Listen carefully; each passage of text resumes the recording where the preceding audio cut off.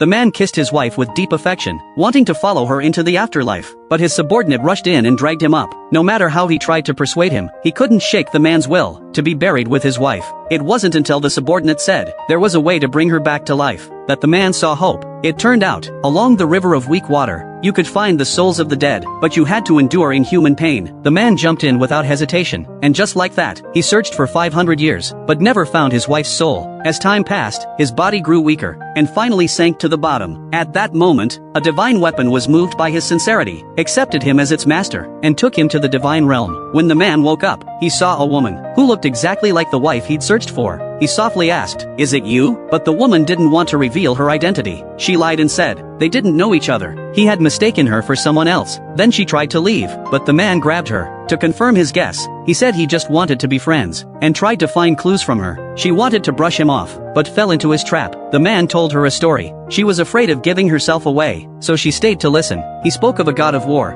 who married a princess from the Clam tribe, but the god was devoted to protecting the world. The princess thought he had no feelings, and left the divine realm. The woman asked if he regretted it, why didn't he go after her? The man replied, "How do you know he didn't?" Turns out, the god knew the coming battle would likely cost his life. To keep his wife safe, he chose to send her away. The man used this story to explain why he had pushed his wife away back then. But even after learning the truth, the woman was still unmoved, because the evil bone she once tried so hard to remove was now sealed inside her own body. She once thought removing the bone would stop the demon god's return and prevent tragedy, but then she found out everything she experienced with the man in the mortal world was just a trial. Now, to suppress the evil bone, she had no choice but to cut off all emotions and cultivate the path of no attachments. It was the only way to destroy the bone completely, so she planned to keep pretending. But unexpectedly, one sentence from the man made her reveal her identity on the spot.